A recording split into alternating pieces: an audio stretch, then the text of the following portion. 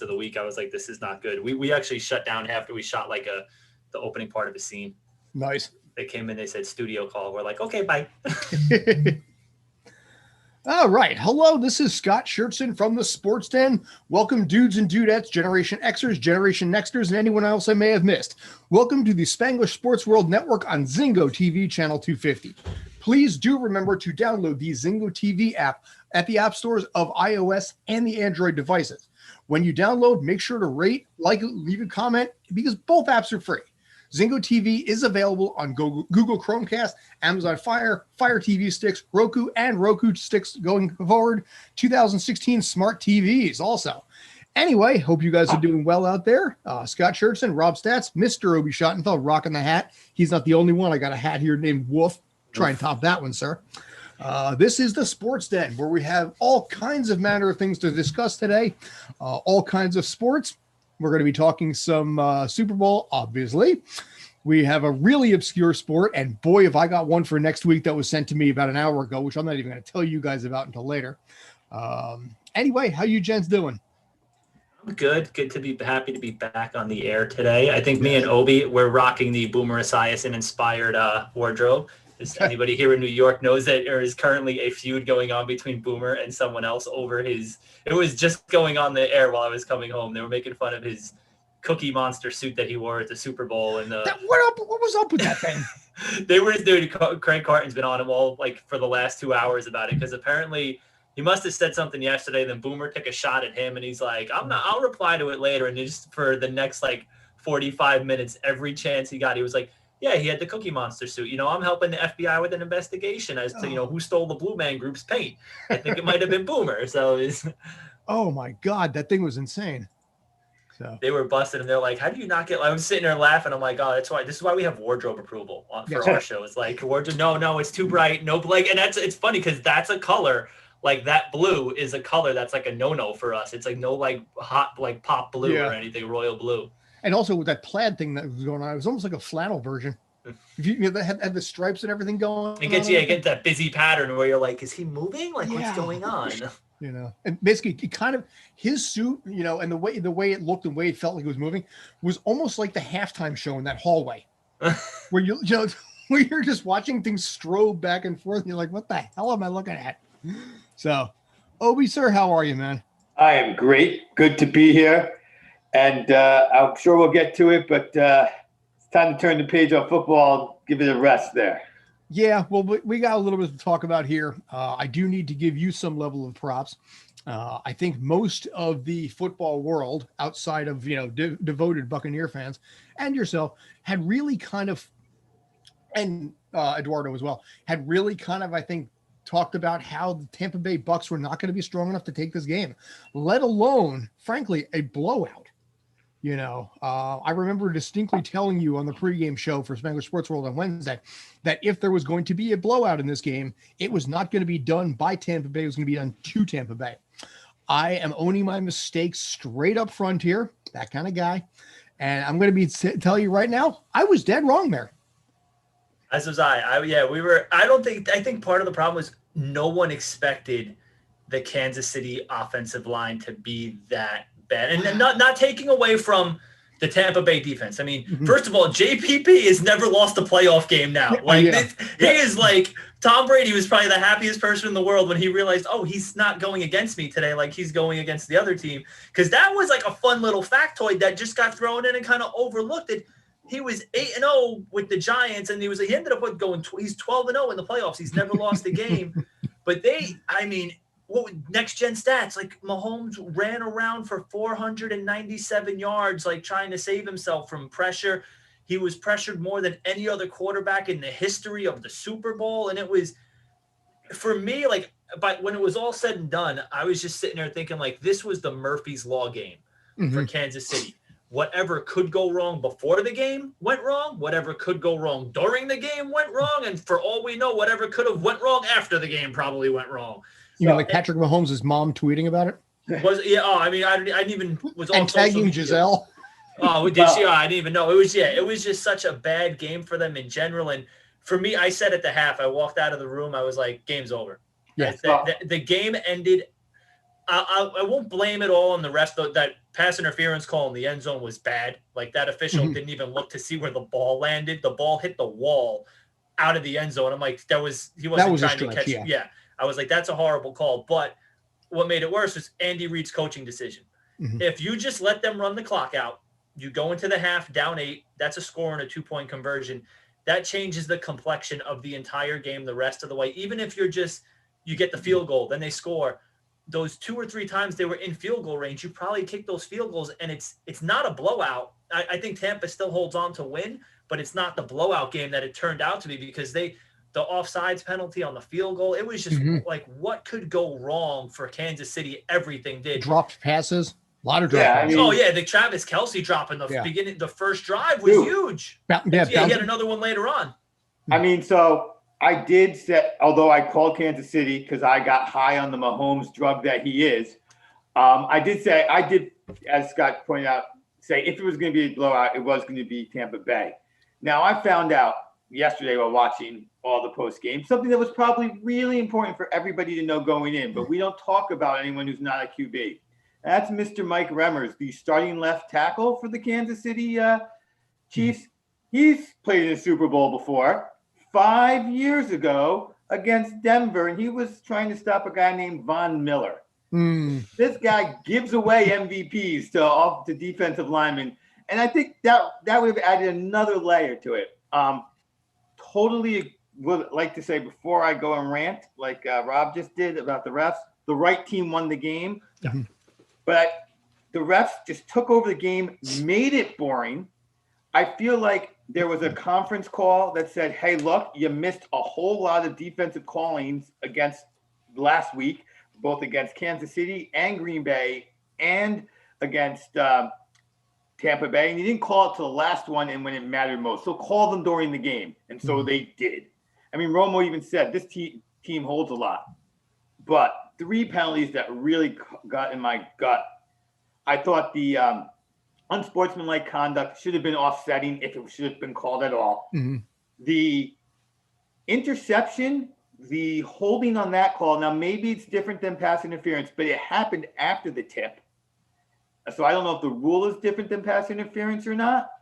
And then that PI in the end zone, not the one that got him halfway down the field, but which was the right call and the right defensive play.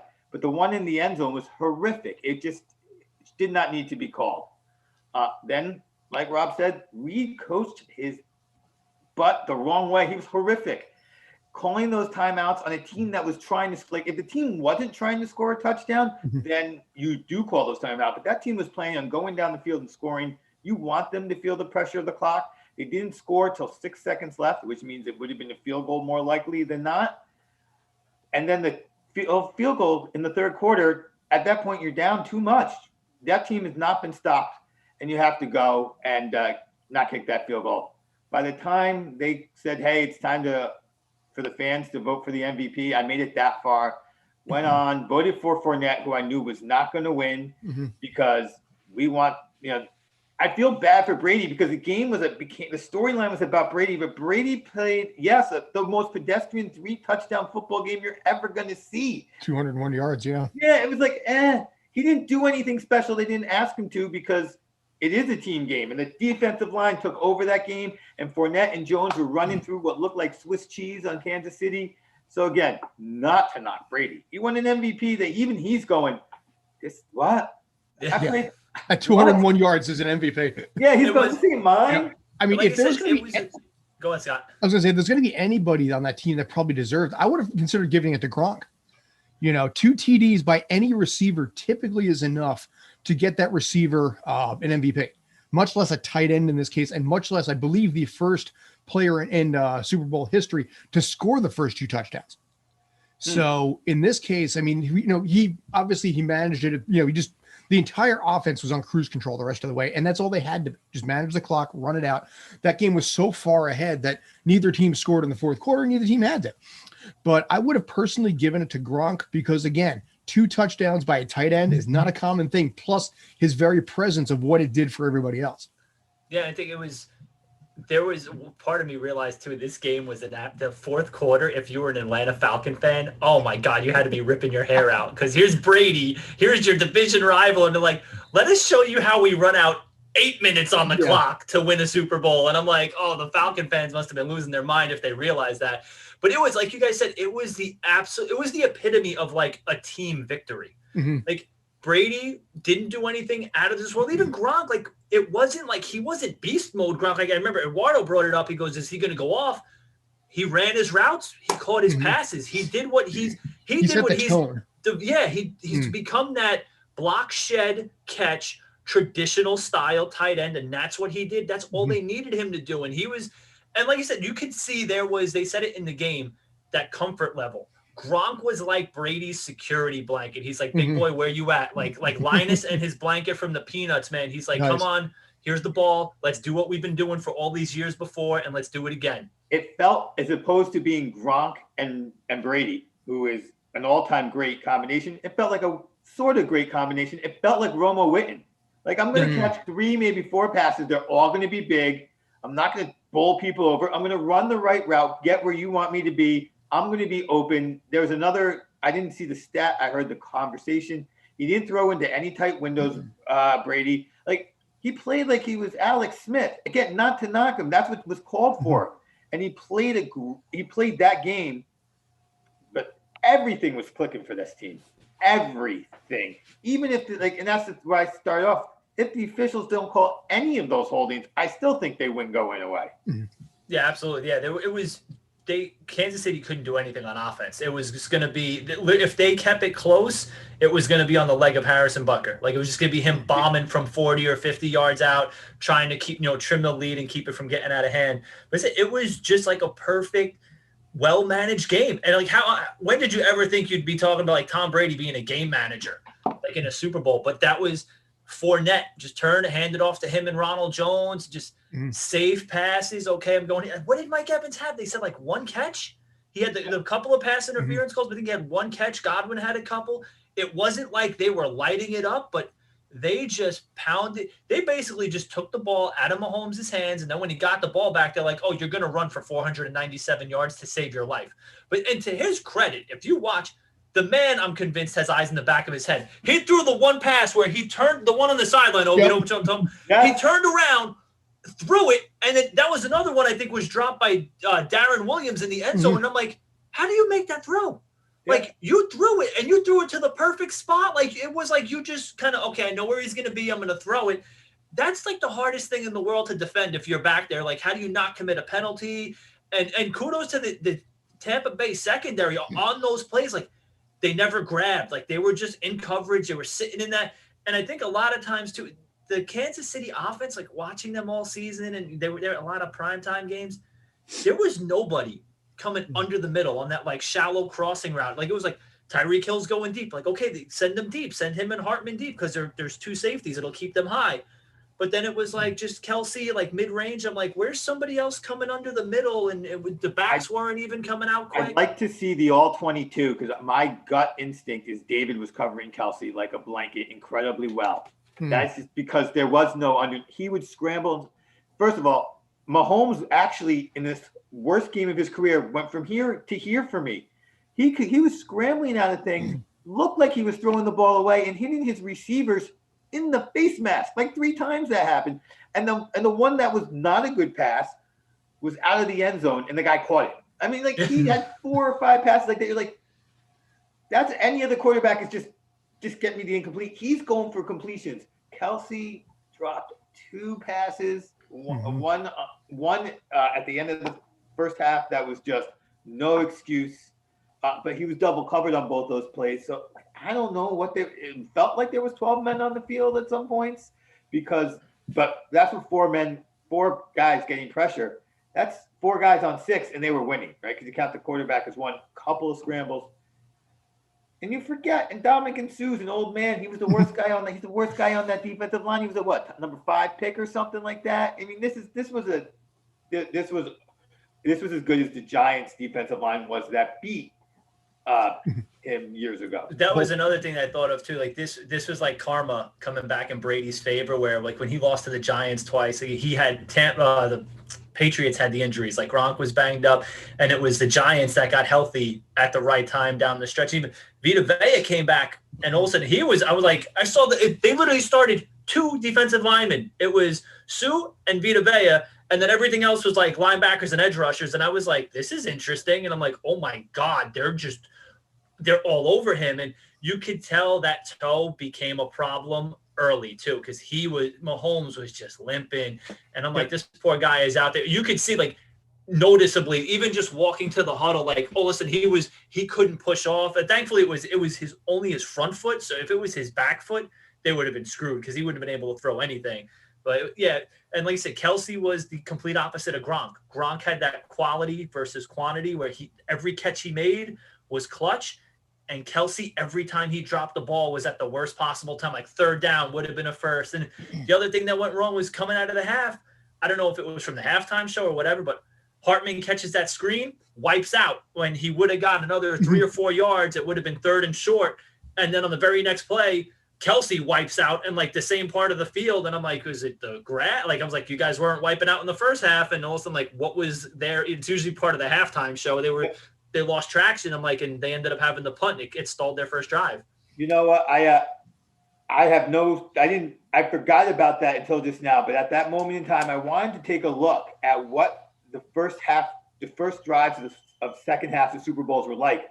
Because it might be the only time you don't want to defer because you're coming out into a smoky stadium. You're coming out into a stadium that people have just been trampling down on. It might be the one game where you don't defer. I'd have to look at those numbers to really sense that. But that was my thought when Hartman fell. Wasn't there a game a couple of years ago? They had they delayed it because of the smoke, like the pyro smoke didn't clear the stadium in time. And it was like in Arizona or something. And they're like, oh, we got to keep like open the roof the rest of the way or whatever. If you also like what I brought up on the preview special was like, if you're any other team in the league right now that's wanted to jump on this quarterback carousel, you're like, maybe I'm just going to go with an offensive line because the best quarterback in the league just proved that it doesn't matter how good you are. If there's nobody blocking for you, you're screwed. I thought about you saying that in the Jets watching that game. I mean, you said you get Powell, just get Powell. If you can trade away for Watson, maybe, but get Powell. It's interesting because if you look at all the statistics for the game, though, they were pretty much right down the middle. I mean, logic would dictate that if you see the numbers by themselves and you see what it was, it should have been a closer game. But the turnovers were a huge part of that. Again, you talk about the drop passes. I mean, Mahomes, I think the best is still yet to come. I think this was what he needed in some ways because he got trounced. That entire team was kind of an embarrassment to what it could have been on the biggest stage that was out there. And they're going to rebound from this. I think they're going to do really well from it. The question is, in this case here, now, Stats, looks like you were right on this. You and I went back and forth a bit. Tom Brady has already said he's coming back. He has already said, basically, despite the fact that he has a limit 15 Super Bowl records, wins, appearances, MVPs, TD passes, passing yards, decades with a Super Bowl wins. I didn't even know that was a thing. Oldest quarterback to win completions, attempts, game-winning drives, three plus touchdown games, 300-yard games, and so on and so forth. I've already gone too long with that segment anyway. But you think he's going to continue. He said he's probably going to continue. Do they win an eighth? Does he win an eighth? Not with Tampa. If he stays there, I just heard this morning, like they're losing, like Shaq Barrett's a free agent. They're Chris Godwin. A lot of these guys are going to go get paid. They got their ring. They're going to go get paid now. I don't think he does it with Tampa again, unless, I mean, he's Brady. So before I say not with Tampa, I'll also realize that he's a guy who's restructured his contract when he was with the Patriots numerous times to keep people around and good talent. So some of these guys might say, hey, if he's got one more year in him, let's stay, let's rock out, let's do a victory lap at the very least and see what happens next year. So, but if he does, I think he'd probably be better off going somewhere else. Like maybe, he could be a guy because he's only on a 1-year deal, right? 2-year. Oh, 2-year. Okay. So he'll be there. Yeah. Okay. So maybe a lot of them do stay for a year. I don't know. It depends. Cause I think Shaq Barrett's going to be out cause I think he's a little older. So some of the guys are younger. They could afford that, 1 year if they want to do a 1-year deal. I think Barrett's going to be out though. I think he's going to try to cash in as much as he can. I think I don't want to truly try to make that prediction because I'm not. They played. They had a little New York Giants in them, in that they got high at the end of the season. Granted, they had a higher sort of floor than those Giants teams with Mr. Manning, but they had that feel to them of a team that got hot. But the flip side is their division looks to be so easy next year again, like, especially if they're going to go with Jameis Winston in New Orleans or somebody. So unless New Orleans somehow lands Watson, which I haven't heard a single person say, I don't know how they don't win the division. But the flip side is, when does it just fall? When does the arm fall off? You just don't know. And I worry about, if you remember, after Brett Favre left the Jets and went to Minnesota, his first year was spectacular. Nobody thought that his year, going back in this case to back in division, that he would have the year that he had. The second year was where the arm fell off, like you said.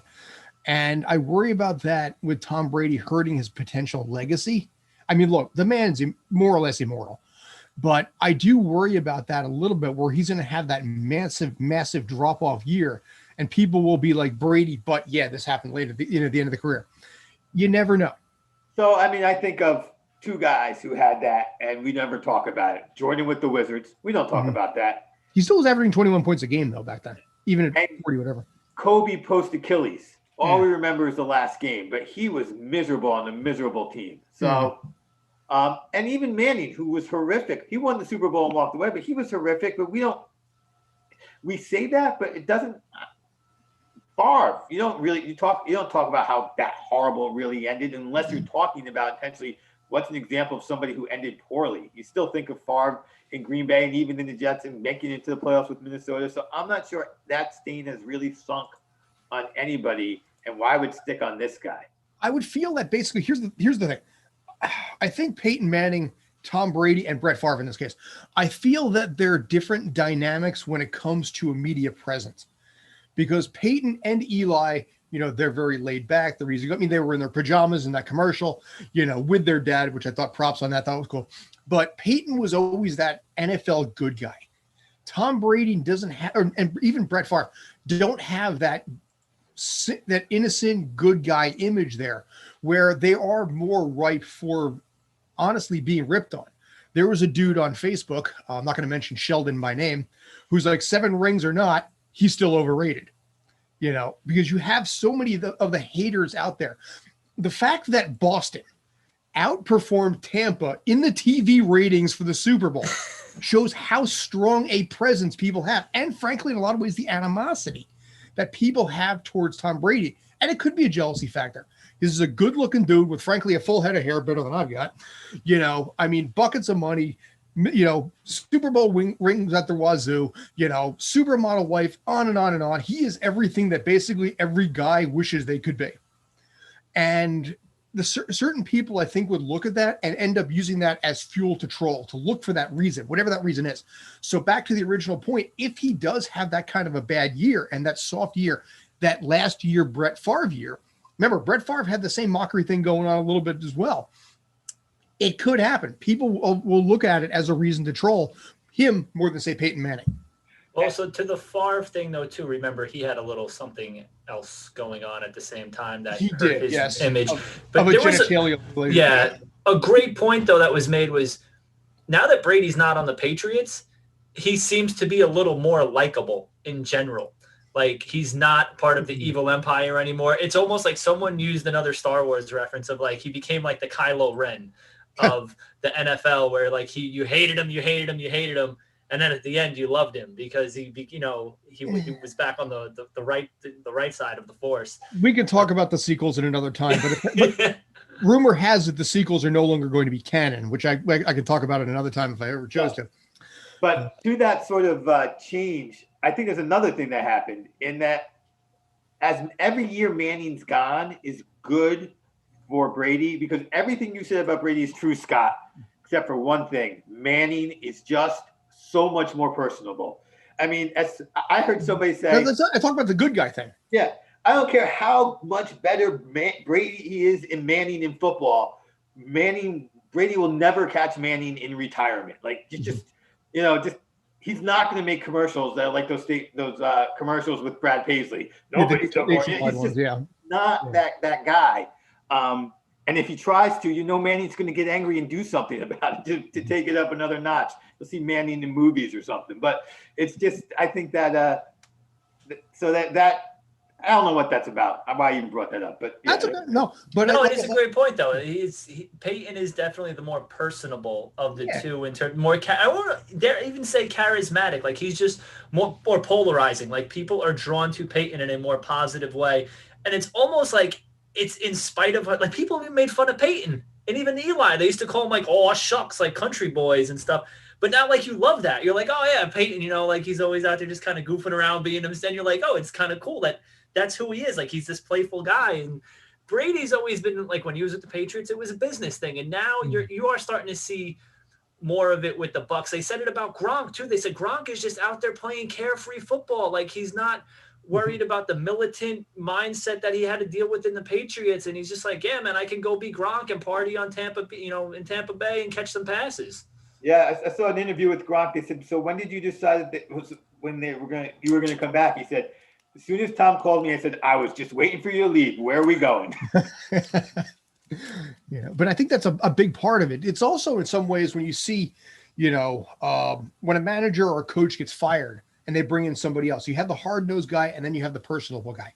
In some regards, I think the mindset of Belichick in New England and then bringing it and then going down to Tampa Bay with Arians, it's a different, softer, more personable mindset. And that is, I think, for people like Tom Brady, personally, I think for Tom Brady, he had enough, because I mean, you look at what Bill Belichick is and you look at his persona, how long can you deal with that? Props for him for dealing it for close to 20 years. But I mean, we've all had that one boss that we really hate and then they leave and someone else comes in, and you're just like, oh, that's where I think a lot of this was. I've never had that one boss I really hated on a high-performing team, though. And that's the Belichick difference. Yeah. But usually with my luck, it went the other way. I had the really good one. They got fired out and then brought in somebody who was hell. Yeah, Belichick had a little more slack because he said when you're winning, you're like, okay, I'll deal with this because we're doing well.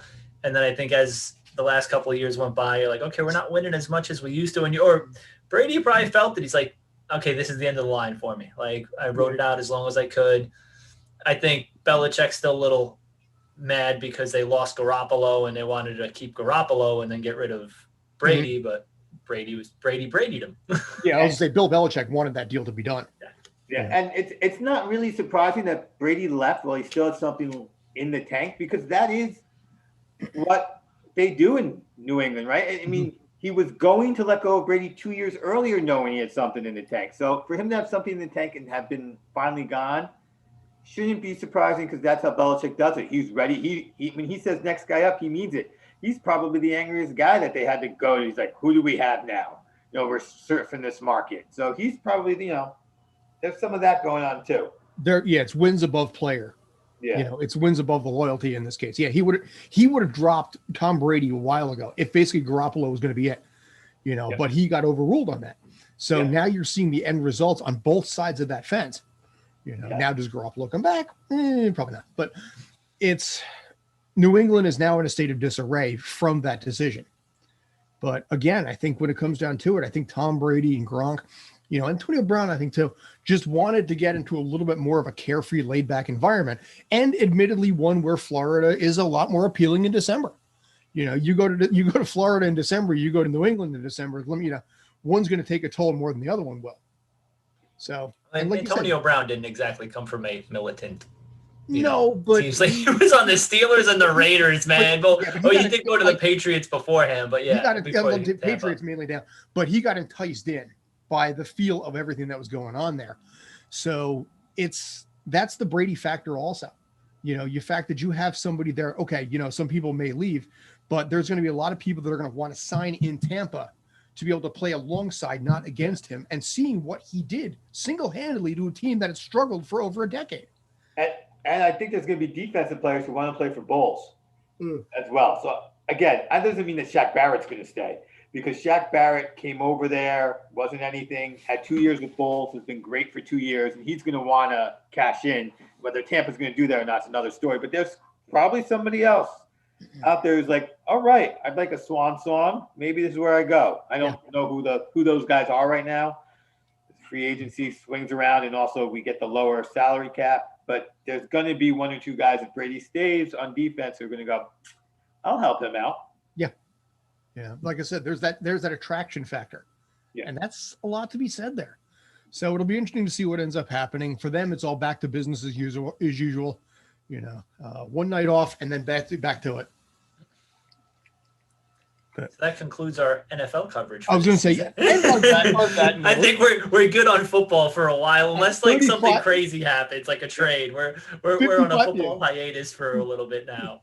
Not to mention the fact that we on a 55-minute show, we spent 4 and a half minutes on this.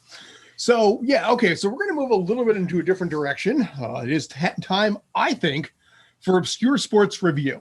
This is the ongoing segment that we've got. I am digging this one because I happened to find it this morning. It is an endurance test where basically you've heard the saying, basically, that XYZ in your pocket, are you just happy to see me? In this case, is that a ferret in your pocket, or are you just happy to see me? The whole idea is that you basically put a ferret down your pants and run as long as you can. This originated in England because most of the sports that we come up with typically are. But yeah, you guys want to run with this, or you want me to go with it? You can start with it. I have the video playing in the background right now again, and I'm like trying not to laugh out loud watching it. Like I think I'm deathly afraid, not deathly, but like ferrets kind of scare me.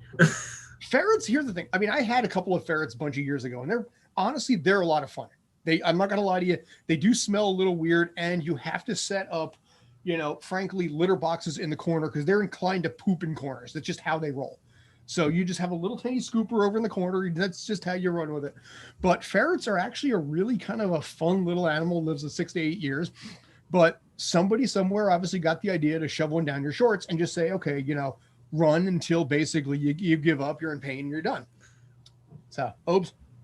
Well, yeah.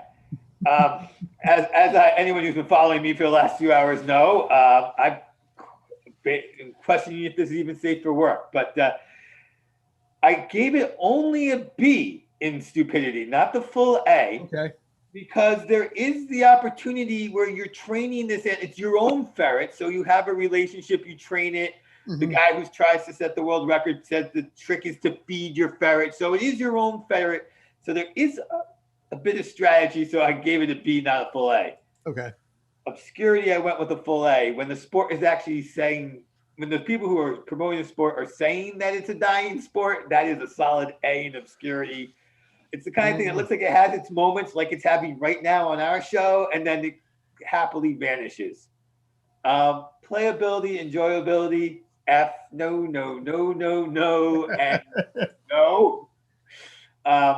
Maybe I'd give it a shot if I could wear protection and let it only take out my legs, but no, I'm not doing that. And watchability, one of the stories, I'm also giving this an F, although Rob is enjoying it on TV right now. I mean, when you read about the guy trying to set the world record and he's busy setting the world record and the fans leave, the stage crew comes and starts taking down the stage around him, you go, maybe this isn't all that watchable. And on its list, this is number 4 on Pains for Pain's Sake Sport. Okay. I'm not going to vote it to sport either. All right, Rob, you want to handle it or you want me to? It is hysterical if you watch the video. Like I was just watching it because I'm laughing because there was one part of the video where the ferret's head actually pops out of the guy's waistband. And I'm like, oh God, it looks so inappropriate, but it's obscurity. Yeah, it's absolute like A for obscurity because it's like, who would even think I'm going to, like, the only time I could think like functionally of like, I'm going to put a ferret in my pants is if I'm trying to shoplift one from PetSmart or something. It's like, I'm just going to shove them down there and like, it's wiggling around. Because I've seen bits on like movies and stuff where like a squirrel or something runs up somebody's pant leg and I'll be like, that's like the most uncomfortable thing in the world. Even if it's your own ferret, it's still got claws and everything. And you start running around or something, it moves the wrong way and panics, like it's just latched onto you, it starts clawing at your leg. So for me, playability was, if you have a ferret, it's very easy to play. You just need a ferret and a pair of sweatpants and some like, high water boot, like water flood boots. But playability, for like, I would not want to play it. Pain, yeah, there's the risk of that type of pain. No, thank you. Stupidity, yeah, it's kind of dumb. It's definitely like on the video I watched, it calls it a pub game, and I'm like, this is appropriate because you'd have to be highly intoxicated to kind of think this up and think this was a good idea. But it's definitely like obscurity and all that. Yeah, it's an absolute A for obscurity, but I would not play it or anything like that. All right. And just to clarify, you guys have never had ferrets in your life, right? No, I have friends who have, but the one thing that, like, I'm an animal lover, but like you said, the ferret smell for me was always like a big turn off. Like, people who have them are like, yeah, you kind of get used to it. I'm like, when I walk in someplace, I'm like, oh, you have ferrets. And it's actually, I have like pet allergies, and ferrets, like cats and ferrets, are probably like the two things that trigger my allergies more than anything. I think ferrets more than cats. Like, just the smell of ferrets, I'm like, oh God, like I start sneezing, my eyes are watering. At least a cat, I can play with the cat as long as I don't touch my face afterwards. But like ferrets are like, instantly I'm like, oh my God, like spazzing out. Yeah. I mean, that's one of the problems that happens there too. But it's funny, when you live with a ferret, you get used to the smell like anything. But when you come in for the first time, you pick up that scent, you're like, okay, you either know what it is or you're like, what the hell is this thing? But in my particular case, having had ferrets before, Linus and Cinnamon, rest in peace. We had, from a stupidity standpoint, I'm going to give it an A-. I think it is really weird to basically take an actual weasel and shove it down your pants. But it's not going to say one of the dumbest things and the weirdest things out there, because the truth of it is, when it comes down to it, ferrets like that kind of thing. As long, they like hiding in things. They like hiding in socks. They like hiding in certain things. So the ferret, in some bizarre way, would have a little bit of fun with it because they like the dark part of it. They like hiding in certain things. So that's why I'm only giving it an A- instead of a pure A on this case. Obscurity, yeah, A. You got to be really ripped to basically, again, take an actual animal, shove it down your pants, and say, how long can I run before the pain gets to be too bad? The more drunk you are, maybe the less pain exists. Maybe the more further you can go with it. Playability, I would try it once.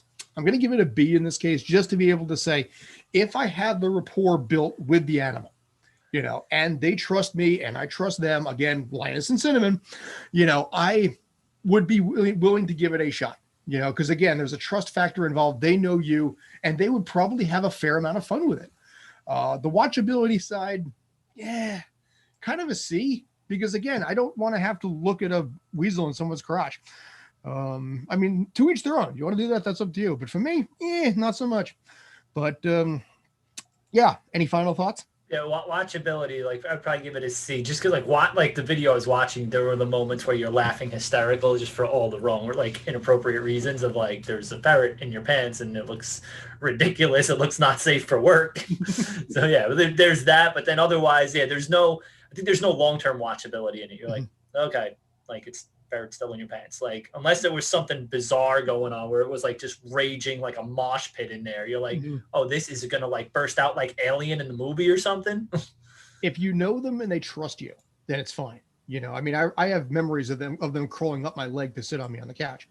So that's where, like I said, I think it'll be okay from the trust factor standpoint.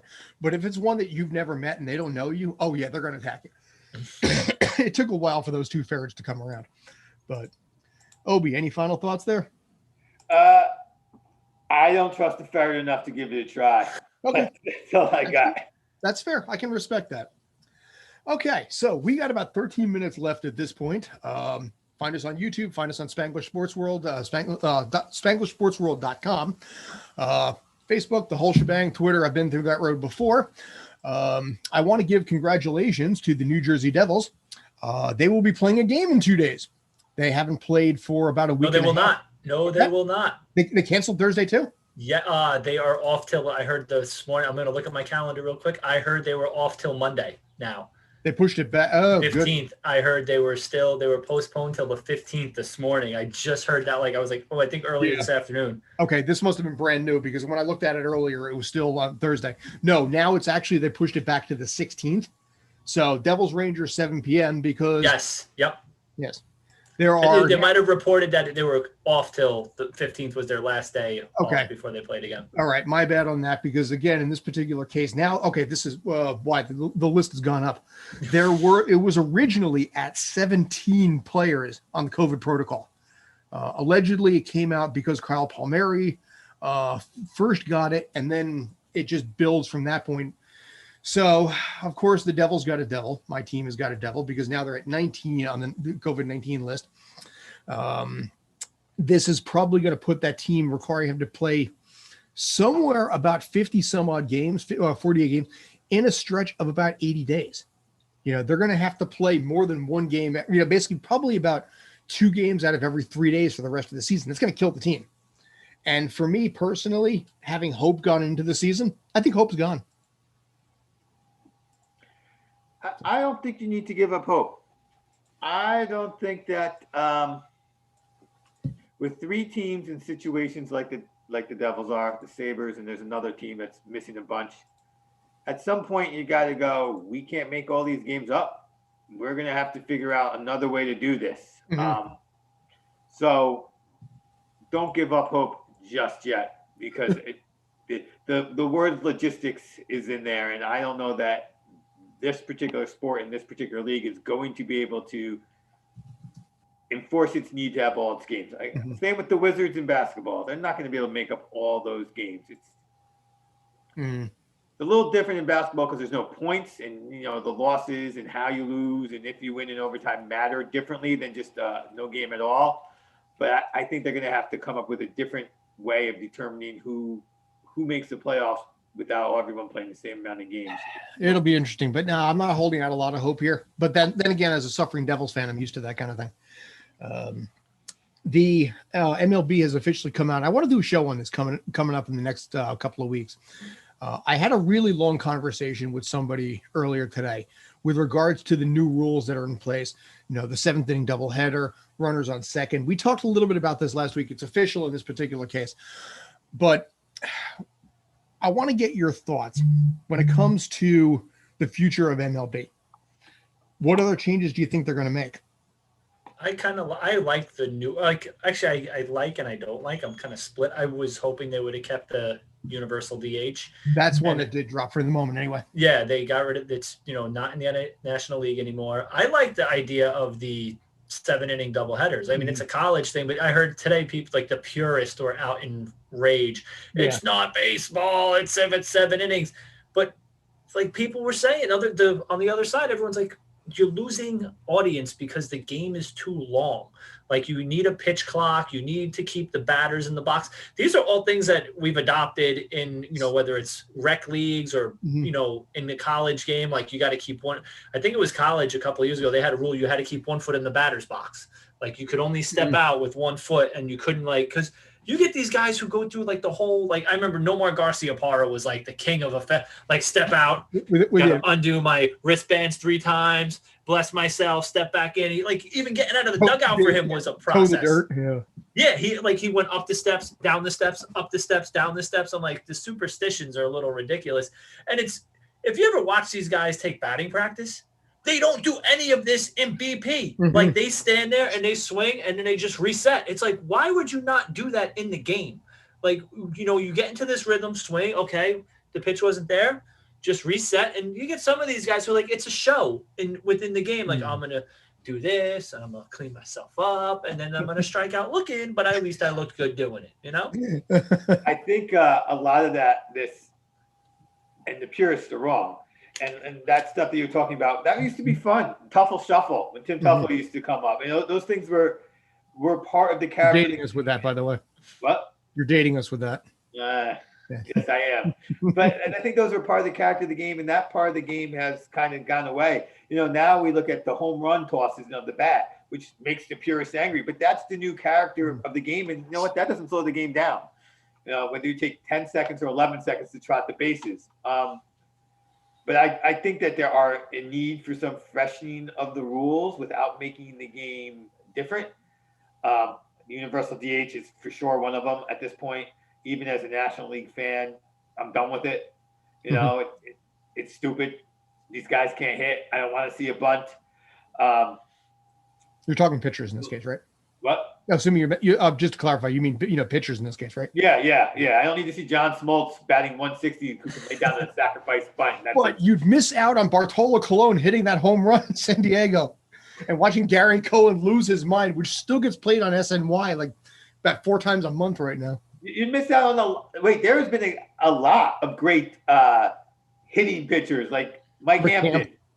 Yeah, but they're not great hitters. They're great hitting pitchers.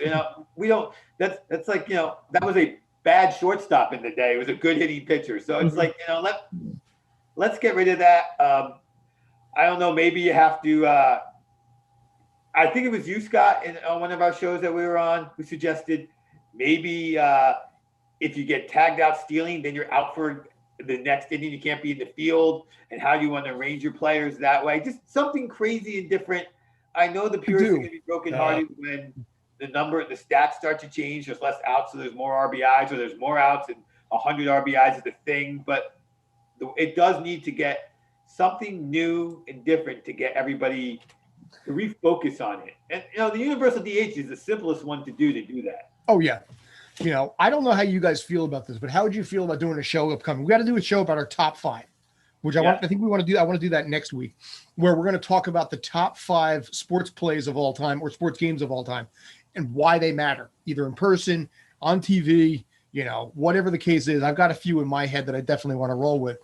I want to do that.